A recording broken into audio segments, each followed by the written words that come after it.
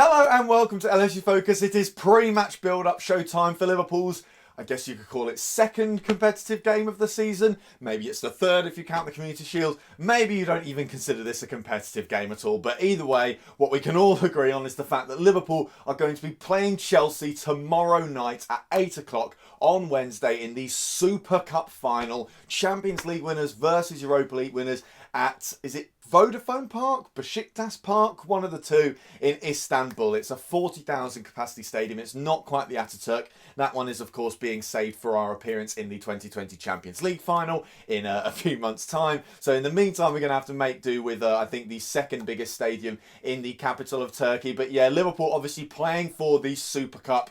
If you ask me, this one's more of a trophy than a Charity Shield, and that might sound a bit like sour grapes because obviously we didn't win the Charity Shield, and I think we certainly consider ourselves to have a better chance at winning this one. I think I'll come on to the Liverpool-Chelsea dynamic and a little bit more about the opposition later on in the video, but it's fair to say we are the favourites, understandably so, given the fact that we won the Champions League, whereas they won the Europa League. But I also feel, it's on the European stage, so everyone's watching this. It doesn't matter whether it's teams that you support or teams even from your country. Everyone watches the Super Cup. I've watched it pretty much every single year, even though every year it's just been Real Madrid versus Atletico Madrid, Real Madrid versus Sevilla, Real Madrid versus Sevilla over and over again. I've watched them every single time because it feels like an event. It feels like the first proper event game of the season. And I think it does count slightly more in terms of how you view it as silverware. I don't think it's necessarily a major honour. So, if we won that and then say the League and Champions League later on in the season, I'd be hesitant to call that a treble, obviously because of the huge gap between the trophies as well and the fact this is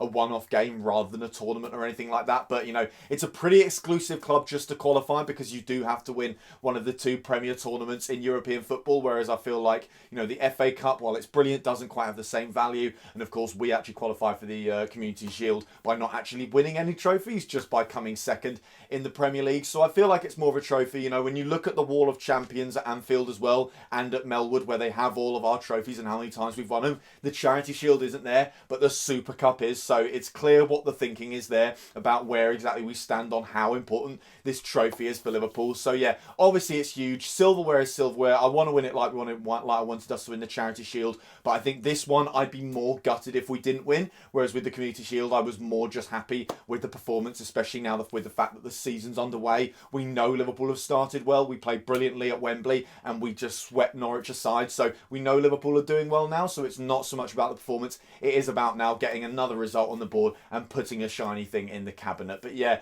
in terms of the location and the timing of it, it's not ideal. I mentioned at the top of the video, it's in Istanbul, where obviously we've got a lot of history, and it's kind of a precursor for the final that will be happening on later on in the season in the bigger stadium in the city. But obviously it's so far away. The timing's not great, given that there's less than 72 hours between when this game will end and when we'll be playing away to Southampton at the weekend. So that's not entirely perfect, and I think maybe that will slightly inform Jurgen Klopp's team selection, especially being this early on in the season. If this was in October and it was like an away game against Besiktas in the Champions League, I think we'd be much better with it because the players will have settled into a rhythm. Whereas at the moment, most of them have only just started playing 90-minute football matches. So to throw them in for another one in midweek, so close to them playing another Premier League match, which is potentially more important, I'd say. Southampton obviously didn't start the season well, but I think that's still an absolutely huge match at St Mary's. Every single Premier League match is going to be if we are to stay in the title race. So we could do without it being situated when and where it is, but at the end of the day, I'm not going to complain because, what do you want us to do? Not win the Champions League so we don't qualify for this? I'm more than happy to take, hopefully, a Super Cup and a Champions League home if it means we have to go on a slightly inconvenient trip to Istanbul in midweek. So yeah, on to team news for the game, and there is quite a lot for this game, a lot more than we usually have here on the channel before all the matches. Obviously, the big news that's been going on for days now since the game against Norwich on Friday night is the fact that Alisson has sustained an injury now. There was an announcement about it from the club yesterday afternoon.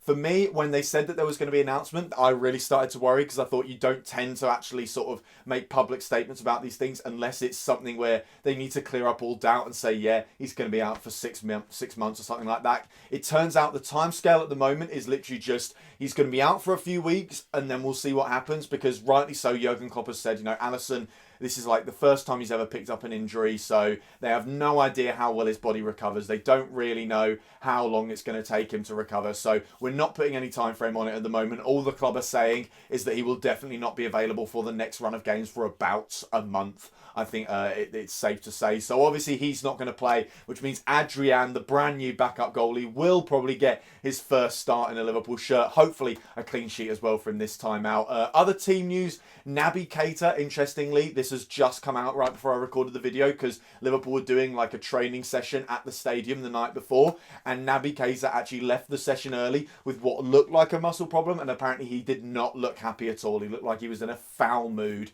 So at the moment, the chat is that it's maybe a recurrence of the injury that caused him quite a few problems last season, which would obviously be gutting because I felt like this was really the season where Naby was going to hit his stride. We'd heard so many good things about him. I think Jurgen Klopp was saying how like Naby seemed like a completely different player in training. He seems more confident. He seems more suited to the style now. He looks like he's settled in a little bit more. So this was really the kind of game where I wanted to see Naby Keita. I thought this was the right time, right kind of area for him to come in. I think against that Chelsea midfield, he would have had an absolutely brilliant time. So I would have liked to have seen him start this game, especially given that I don't think he got any minutes in the game against Norwich on Friday night. So it's a shame that he's probably not going to be available because even if it's nothing and it's just like a little twinge or something like that, with it being the night before the game, what's the point in risking it, especially when he's got a history with it as well? So he's almost definitely not going to play this game under the circumstances.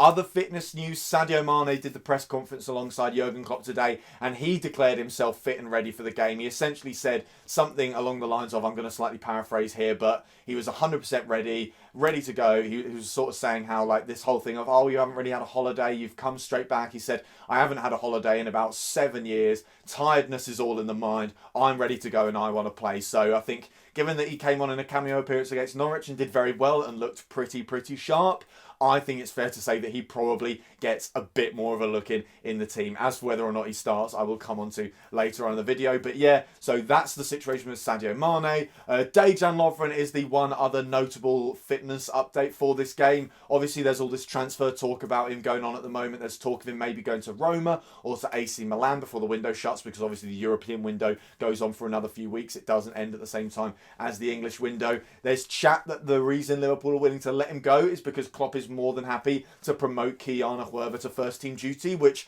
I think is a good thing because I think Lovren's future at Liverpool was maybe petering out. You know, fourth choice centre back. He wasn't really going to go any higher up in the pecking order than that. And also, you know, Kiana Huerva, he should really be getting minutes sooner rather than later, especially given how high the manager rates him. So if it's a choice between Lovren getting minutes as a backup or Kiana Huerva getting minutes as an up-and-coming youngster, I know exactly what I'd rather see in the side. So Lovren is probably going to be on his way. He's not in the 23-man squad for this game. However, that is apparently because of illness, which, you know, with any other player, I'd be like, yeah, that's obviously just, you know, because he's doing negotiations and stuff like that. With it being Lovren and with him being, you know, injury-prone, illness-prone, all of the above, it wouldn't entirely surprise me if he has just been left out because of a cold. But yeah, he will not be travelling or taking any part in the Super Cup game tomorrow night. So as for how I think we're actually going to line up for the game, obviously, you know, Adrian in goal. Like I said, hopefully he can get his first clean sheet. This will be interesting because it's a slightly more pressure-free environment to see how he gets on against another big team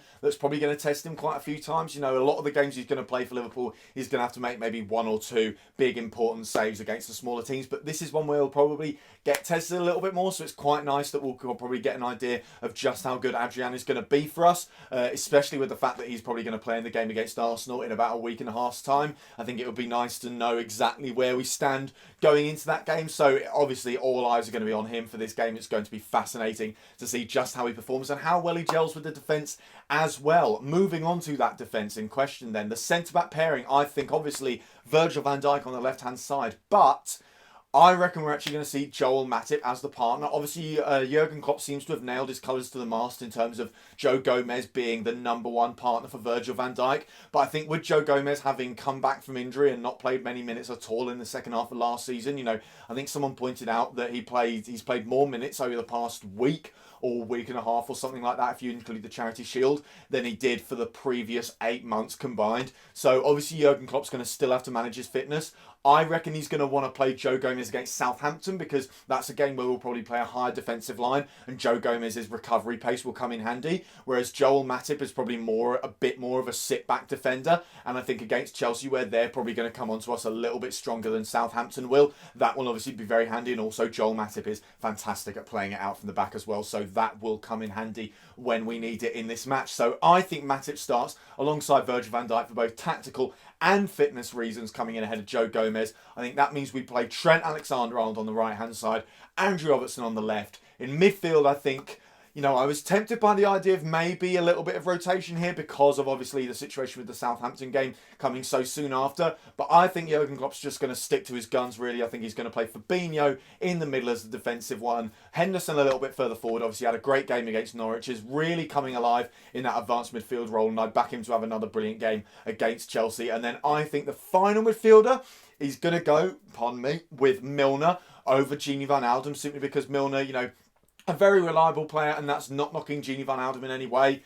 But sometimes these kind of games, especially away from home, Wijnaldum can struggle to have an influence. We saw it in the Champions League final as well, when Wijnaldum came off after about an hour and James Milner came on. I think Milner had a hugely positive impact on that game. So I think, also because Milner didn't play the full 90 against Norwich as well, so he'll have a little bit more energy in the tank, which means he can maybe take over a couple of duties from Fabinho and Henderson if they're flagging a little bit. So I think that's the midfield three we go with. And then the front three, obviously Salah, who has started the season brilliantly and can hopefully bag a couple of goals in this game to help his confidence even more. Firmino down the middle, who had a fantastic game against Norwich and wasn't too bad against Man City either. And then I think Mane goes straight into the side from the start. I think he gets maybe 45 minutes to a full hour in this game to start building him back up, and then he starts in the game against Southampton, and that's where he gets pretty much the full match, there or thereabouts. So I think that is how we're going to line up. As for Chelsea and the kind of situation that they're in at the moment, obviously, as we all know, they were absolutely eviscerated by Manchester United at the weekend. Frank Lampard's honeymoon period is already over as Chelsea boss. And I mean, the way Man U tore them apart, while obviously it wasn't great to watch because it's Man U and I'd rather they were just crap forever, but the way Man U just ripped through their defence, counter-attacking, blitzing them with pace, speed and incisive balls, that's so encouraging as a Liverpool fan, because that's everything we're capable of doing as well. It's one of the reasons I think we should have Joel Matip on the pitch, because that ball he can play over the top that I'm not quite sure Joe Gomez has in his locker could come in incredibly handy if we want to catch the Chelsea defence out cold. I think, exploiting them on the counter, while it might be a bit difficult because obviously they're the underdogs and we're kind of the favourites for this, so they're probably not going to come out as much as maybe we'd like, but there will definitely be opportunities, especially given it's early days in Lampard's reign and he was an attacking midfielder, not a defensive player. So I think it's going to take him a while to teach that kind of defensive nous and that practicality and the pragmatism that you need if you're to come up against another big side and you don't want them to counter-attack against you. So I think when Chelsea do go forward, I feel like they will probably overcommit and they will leave spaces open at the back that Liverpool will be able to exploit. Obviously, when they're coming forward, the scoreline did, not entirely do them justice at Old Trafford at the weekend. I thought they created enough chances. They gelled at times. It was clear that no matter who the manager is, these are still quality players and they still know how to string an attack together. They were still managed by Maurizio Sarri for an entire year, or at least most of them were, before Frank Lampard came in. So there's still quality there, but I think, there's still quality in terms of the build-up play. I think the problem they had against Man United was just finishing quality. They kept whamming the bar, they kept skewing it wide, not picking the right ball at the right time. And I think that's just because, losing Hazard, losing Higuain as well, who was at least a decent finisher, losing Morata, who was a solid number 9, if generally unspectacular, and the players that they've got instead, like Pulisic, who is nowhere near the finished article and I think certainly hasn't proven himself yet as one of the world's top wingers, Pedro, who's aging a little bit, Tammy Abraham, who's obviously incredibly young and has only just been introduced to top flight football. I feel like those players, they're not as bad as Norwich were on Friday night. That's maybe a bit harsh to look at them that way, but certainly I think they might have a similar problem where even if they do get through Liverpool's defence, and I can see that happening because like I said, they still have quality and it's also early days in the season where we're still finding our feet defensively and kind of adjusting to probably slightly new styles of play. I can't imagine Jurgen Klopp has come back over the summer and just said, do everything you've done. Again, he will have some new ideas of ways that Liverpool can attack and defend and set up, and it will take time for the players to get used to that. So I think Chelsea will get in behind. I don't think we'll just blitz them and they'll have no chances. But what gives me encouragement is the fact that I don't think they will be anywhere near as clinical as Liverpool will be at the other end. So I think it's going to be a Liverpool win. I can see it maybe being 3-1. If I had to go for a score, it would be either 3-1 or 4-1. I think we're going to get lots of goals. They'll probably get one goal at some point just because of, the nature of the beast. It's a one-off game as well, so I feel like it will be quite open. Both teams will just be willing to try and play their best football. And, if they win, they win. If they don't, at the end of the day, losing the Super Cup is not going to weigh on your mind for the rest of your life. So, yeah, I think a Liverpool win. I think it'll be a good game. I'm really excited to see how we turn up. I'm excited to see us score more goals as well. Let me know what you're thinking about the match in the comments down below. Who you think you should start. How you think it's going to go and stuff like that. Apart from that, don't forget to hit that like button down there if you're new around here. Hit that subscribe button there if you're new around here. Hit the like button if you enjoyed the video. Got that the wrong way around. Subscribe button if you're new around here. Check out some of the other videos that have been out on the channel over the past few days. Don't forget to follow at LFC Focus TV on Twitter. And we'll be back tomorrow night after we've hopefully lifted the Super Cup in Istanbul. Until then, bye for now.